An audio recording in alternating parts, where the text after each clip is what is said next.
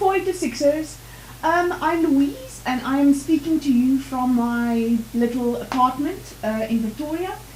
We are all experiencing some constraints at the moment. Let's take a little bit of time today to see what this year will hold for all of us in terms of COM4806. Okay. Now, I don't think we can talk about the things of this module without looking quickly at some of the uncertainties of the present moment. We are all working from home, and we might not have all the access and all the comfort that we are used to. This might be over in a couple of weeks, but it might also last a little longer in terms of getting full out back to how things were. Luckily for us, the BA Honours degree is completely online.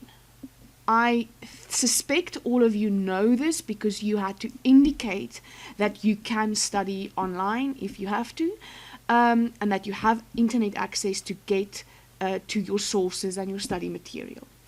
Now that means essentially that nothing will change for COM4806. Our assignment dates remain the same, the requirements remain the same. And especially for COM4806, our first assignment is only at the end of May. So even if you do have a harder time accessing things than what you usually have, there is time to sort all of these things out. We will talk about that a bit more when we get to the study material. For now, what we know is registration is closed. I know some of you contacted me with some problems with registration or with your funding not coming through or payments not showing up on your account and things like that. And as you can imagine, all the administrative staff that normally handle those inquiries, process those payments and so on, they are also working from home, and it might be that things will take longer than they usually take. I ask you to email the appropriate department. You can contact me if you don't have those contact details of the registration guys, but it's arts@unisa.ac.za or artshonors@unisa.ac.za for registration inquiries. And while you are waiting, if you are not registered and you expect to be registered soon, or there is some kind of inquiry that is still not handled, I can't solve those things for you. I don't know how they are handled. I don't know whether it is your fault or the fault of the university or the fault of the universe and COVID-19. But I am willing to send you study material so that you can start working so long while we wait for an issue to be cleared up. All right, so please contact me if you are in that position that you are trying to register, but now the date is passed and you still have not received your confirmation letter or something went wrong with your registration. All right. Then also, the library staff are also working from home. Davi Malan, our subject librarian, is available via his email, and the library website remains active and accessible. I work with the library website every day, so I know we can still get to our sources. So you will be able to get to your e-reserves and your recommended sources and so on via the website. So for now, as things stand now, nothing is changing for COM4806. We are going on as per usual. Contact me if you have any specific constraints, because you are now working from home. All right. Then yesterday I published, was it yesterday? No, 2 days ago, I published the work plan for the year. You can see it on your screen now as well. I have set the dates when you can expect me to upload specific support material relating to the 3 assignments. that we have, and specific dates at which specific things happen that we know ahead of time. Like, for instance, in April, we know that tuition has now started. On the calendar, you will see that this video is posted today, and so on. I hope you have all received your Turnitin enrollments. If you have not, please check the announcement I've made about that, because now is the time to figure out your Turnitin.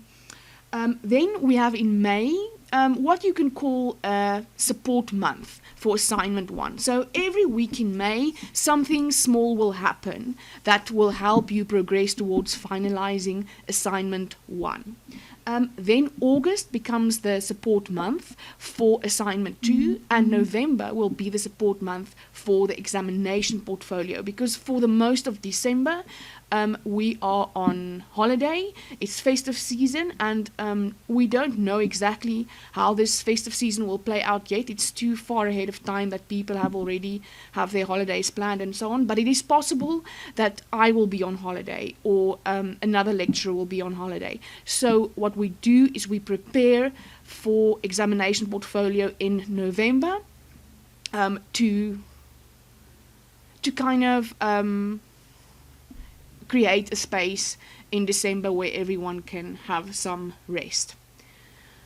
And then this module will come to a close in January with the examination portfolio and the supplementaries if you are a supplementary student a bit later in 2021.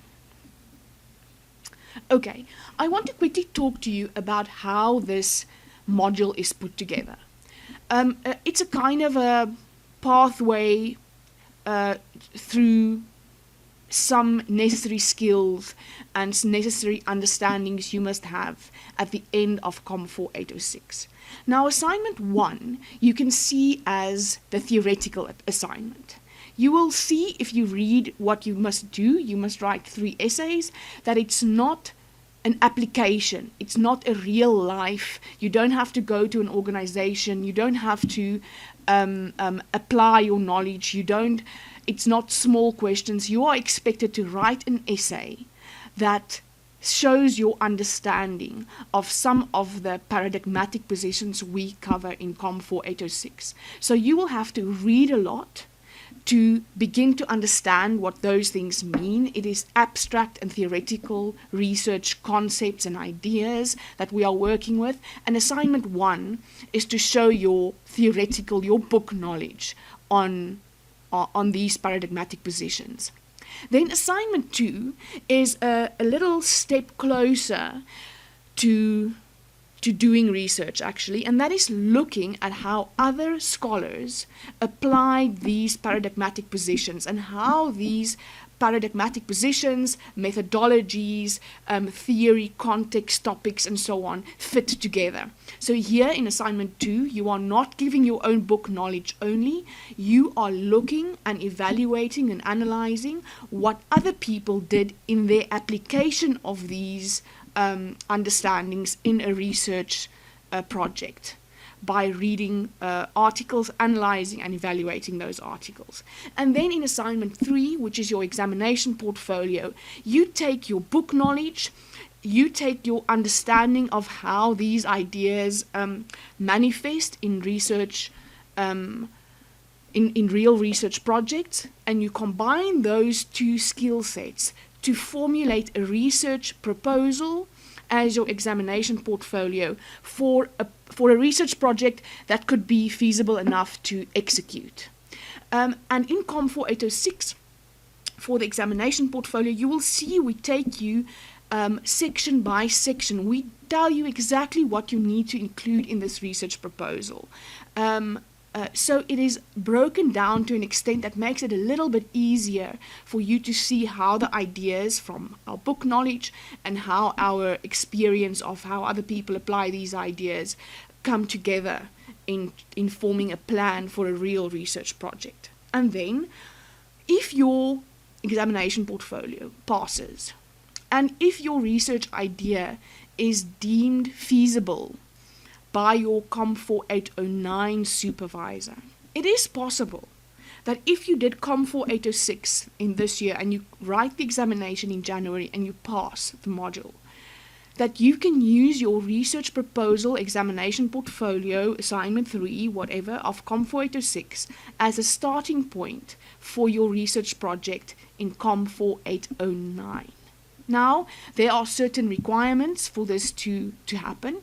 As you already probably understood it, if you are doing COM4809 this year together with COM4806, you can't do this. You can't take option 3. If you fail your examination, or if you get a supplementary, or if you're absent from the exam, or something like that, you can't use a failed or incomplete research proposal module as a starting point for COM4809. Then COM4809 might decide to also give a minimum percentage, like maybe 60% for your exam portfolio in COM4806, or some kind of limit, but it's not limited at the moment. It's just it must be successfully passed. And then lastly, you will be assigned a supervisor in COM4809. Your supervisor must think that this idea you have is a usable and feasible idea for execution in COM4809. So the final word will lie with your COM4809 supervisor, whether that person believes that your project is possible and feasible within your advanced research project module.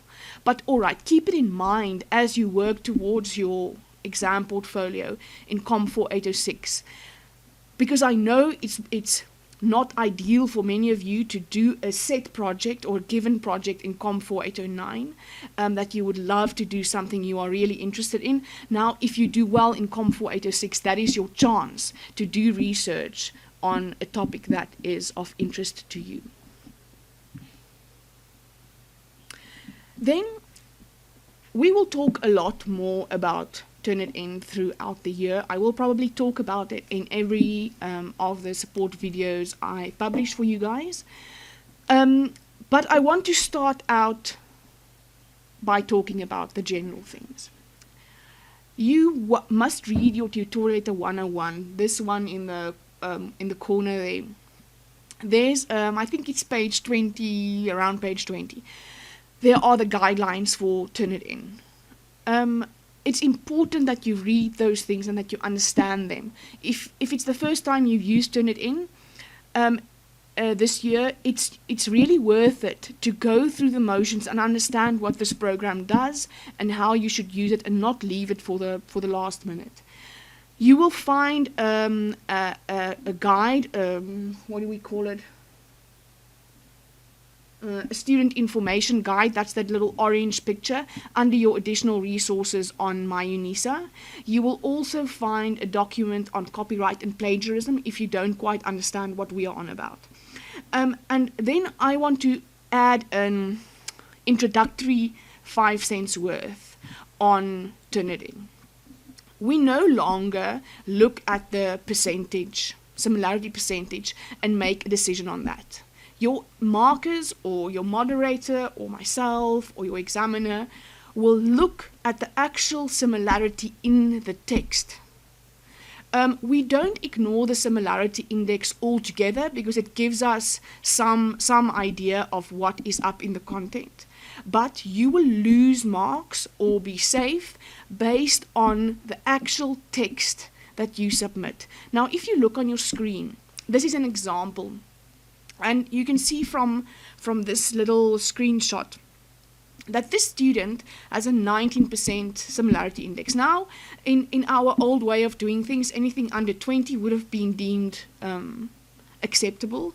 But now that we are looking at the content itself, look at this paragraph or so that I made a screenshot of. You will see that there's some purple and some green highlights.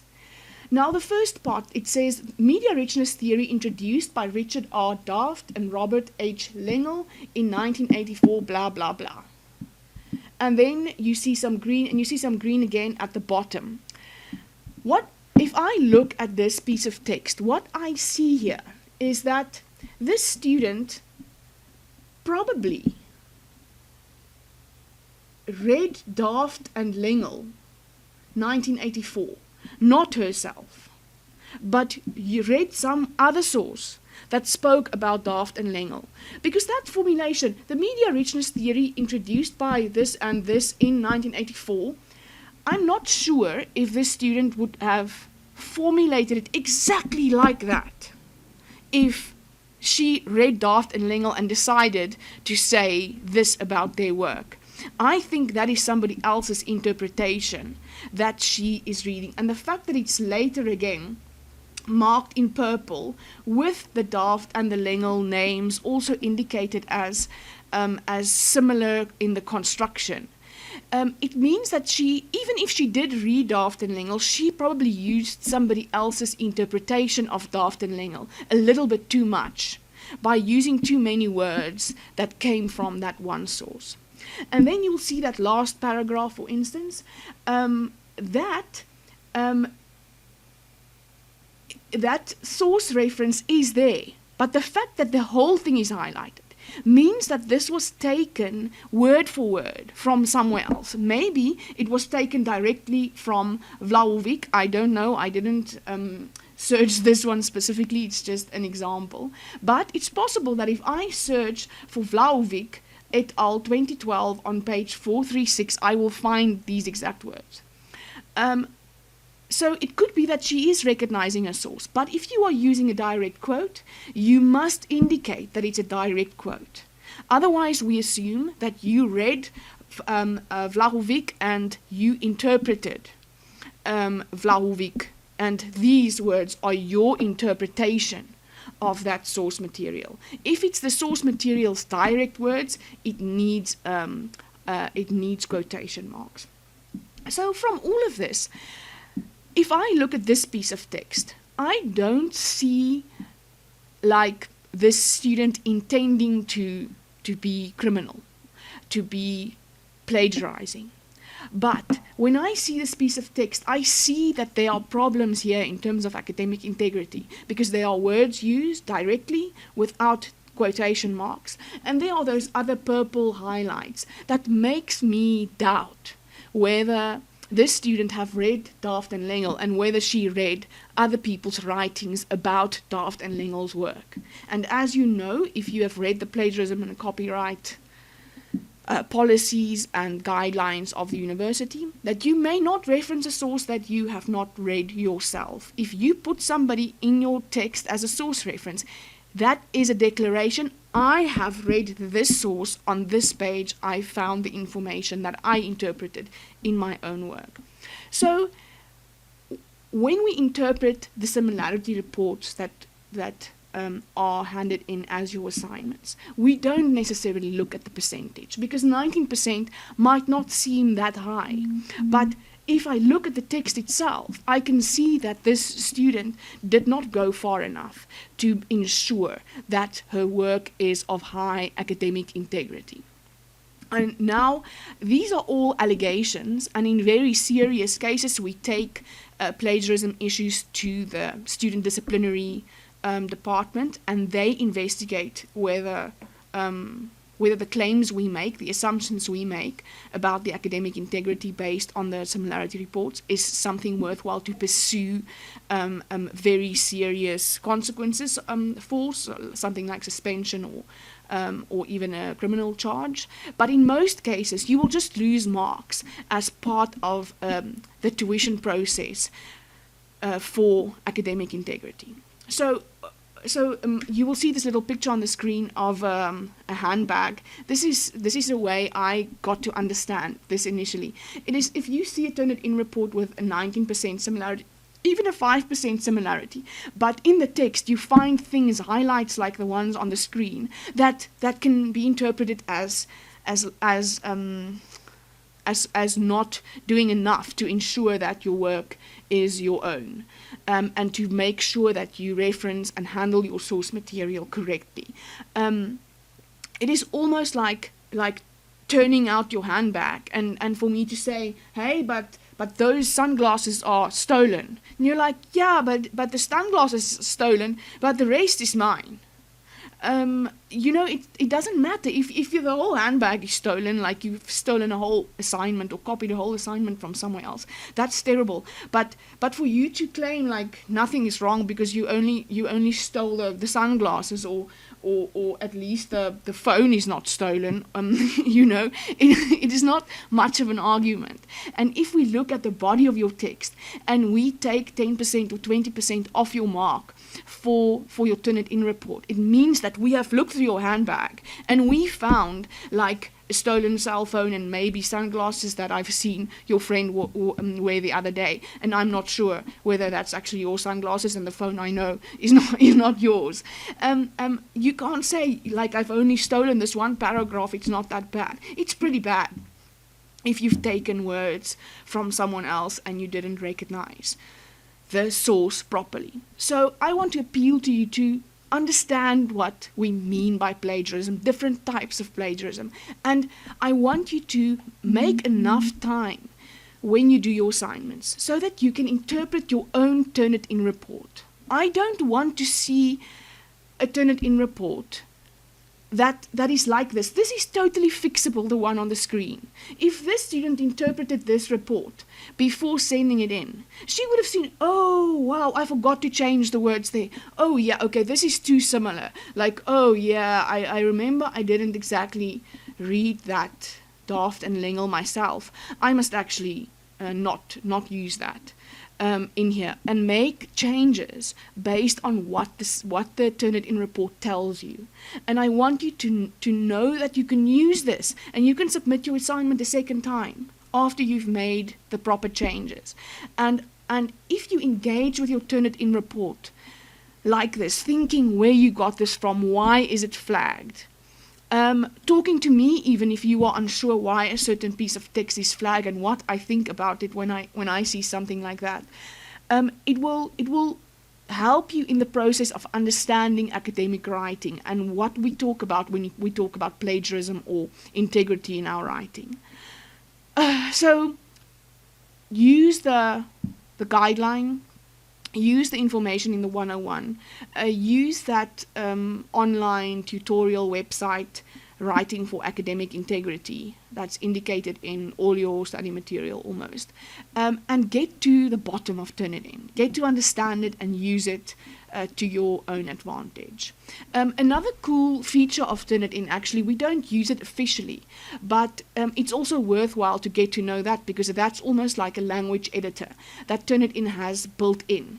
It's that function, you see it on the screen, like in that narrow strip of icons, like second from the bottom, ETS. I don't know now exactly what it stands for, but ETS is like a language editor, and those ETS flags show you some problems in your writing.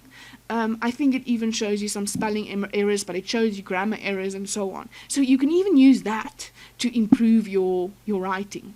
So it's worth it to get to know Turnitin and to understand really what we do with it and how we interpret it, because it's a qualitative process. It's not like you have 10% similarity, so you will lose a certain percentage on your assignment. It is a process of interpretation, like the rest of the marking on honors level. All right. And that's it from me for today. On the screen you'll see my contact details. At the moment it's much better to contact me via email. My office phone is put through. I got a call yesterday, so I'm sure it will still ring at my mobile phone here at home. But what happens is, if the network dips at UNISA, or if the power trips or anything like that, it cancels the diversion of the phone line, and then it will start ringing in the office again, and you might ring and me never picking up, but I don't know, I won't even know if that has happened, because I can't leave my house like like everyone else. Alright, but for the rest of the year, those are my contact details. I also put my YouTube channel where your tutorials will be posted, and the videos will be posted from now on, maybe also some other things that might be useful, but I will share the YouTube link for a specific video, so you don't need to subscribe to the channel, but you can do it if you want to. What you will find there at the moment is material from last year that might help you in your work. So if you want to use that kind of as an archive or old notes or whatever, you can do that. Then also, we are in the process of developing an online resource. It's a website called Research Key Concepts in Research. You will see when you access it that it's still incomplete, but we are working on it. Hopefully during the course of the year we will get to a point where it's completed. But check that out. Maybe it's worthwhile to you. It shows you some extra reading and it shows you interpretation of some concepts that we use in the module. All right. I'm signing off. I wish you all the best. Please be in contact. And specifically, I didn't talk about that earlier. Specifically about your study material. The e-reserves are the most important things. But your recommended reading, they are mostly books. So there you will struggle to get a hold of if you can't physically go to the library, because they are books that you have to take out or have to access in the library because they are in a reserved collection. The e-reserves are all downloadable, so you can just go ahead and download those. Those are the most important ones. For every assignment, there are pieces of the recommended reading that we will highlight to you as or demarcate as important for a specific assignment. If you have access problems to the library, I can't help you if you have online access problems, because everything I can send you will also be online. But if something happens and you are shut off from the library, or if you have registration problems and you can't get access to the library for that reason, please contact me. I have copies of most of those articles and chapters that is on your e-reserves. I even have some of the recommended material with me, although the ones that are only in book form, they are in my office and I can't access that myself for now, or for the next 2 weeks at least. The problem with this is that these things are all copyrighted, and I am not so I can't put them all on my UNISA or put them in a place where you can go and download them. But if there's a specific one you are struggling to get a hold of, or something that's not working out, will you contact me? If I can help you, and if it's something that I feel won't breach copyright law, I might be able to share my PDF with you as like attaching it to an email or something like that. So contact me if you have study material problems. It's not an excuse for you, unfortunately, to not do your assignments. So whatever you do at this moment, do what you can to get your assignments in on the 25th of May, because it doesn't seem like the university is going to change those deadlines. The first semester for undergrad is changing. You might have received those announcements, but it doesn't count for honors because we are all online. So please work as if everything is going to stay the same. If something changes, I will communicate it to you, but it doesn't seem like that. It seems like we will keep to the deadlines as they are in the 101. And that means that you have to get reading and you have to get working on your honors assignments. Don't bargain on on a change of dates. It doesn't seem like it's going to happen. All right, I'll be in touch. All the best, and please talk to me on the discussion forum or contact me on email. I'm happy to help. All right, bye-bye.